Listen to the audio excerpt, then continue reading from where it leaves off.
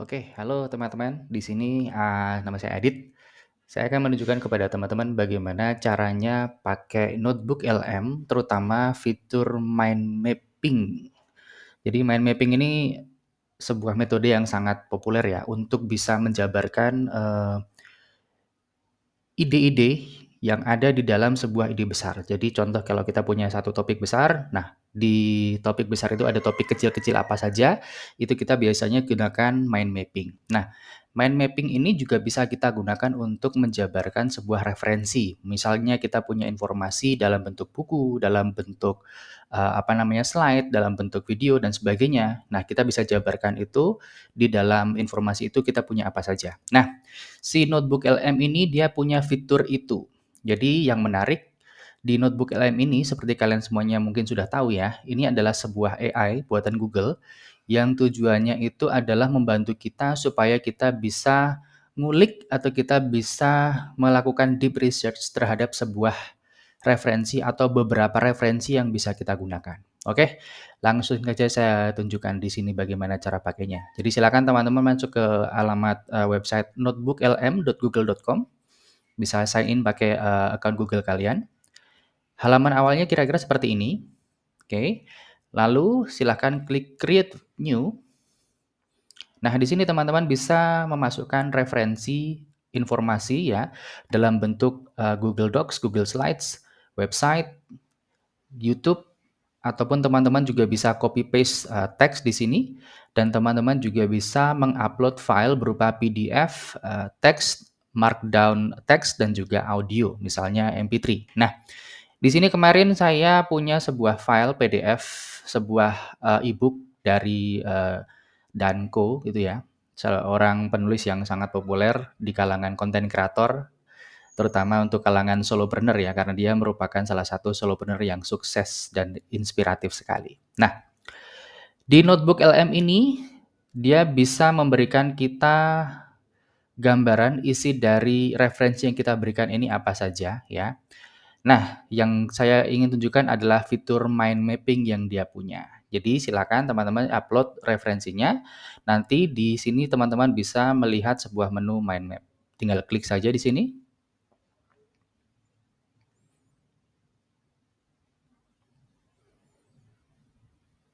Oke, nah kalau sudah tinggal diklik di sini.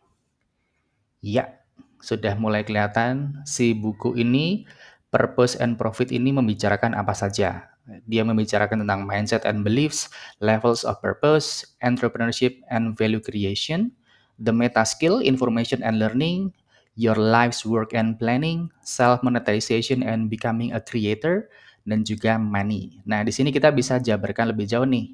Mindset and belief ini ngomongin apa saja. Tuh, banyak sekali di sini, sangat menarik. Lalu berikutnya level of purpose. Ini ada survival, status, creativity, contribution, dan juga development vertical and horizontal. Bisa kita jabarkan lagi. Oke, lalu kita kembali ke sini. Entrepreneurship and value creation. Wow, banyak sekali yang dibahas. Meta skill and information and learning ya. Di sini ada juga banyak hal yang dia bahas. Your life's work and planning. Oke.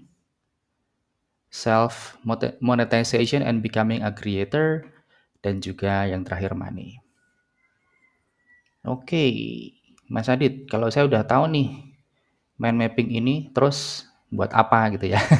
Nah, di sini mind mapping ini membantu kita untuk bisa menemukan di referensi tadi dia membahas apa saja, dan kalau kita pengen melihat dia selebih detail lagi, contoh nih di mindset and belief, di sini dia membicarakan tentang not a practical business book, focus on better ideas and lain-lain gitu ya. Nah, kita pengen lihat nih, dia membicarakan tentang belief before action. Nah, ini yang diomongkan apa sih di dalam bukunya?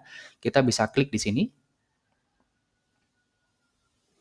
Nah, nanti si notebook LM ini akan membantu kita untuk mengarahkan si subtopik tadi ke bagian e-book mana dia membicarakan hal itu ya. Jadi di sini kita bisa close dulu. Nah, kita bisa lihat nih belief before action. Nah, di sini dia ngomongin apa saja. Oke. Nah, di sini ada nomor 1 Ini kita bisa klik di sini. Nah, ini menunjukkan informasi ini di dalam buku itu dia ada di bagian mana. Oh, informasi ini ada di bagian introduction. Jadi nanti teman-teman kalau membuka, si e-book-nya secara utuh gitu ya, dan masuk ke dalam bagian introduction, teman-teman akan menemukan tentang belief before action ini ada di bagian sini. Oke, jadi segitu dulu bagaimana cara kita menggunakan fitur mind mapping di notebook LM.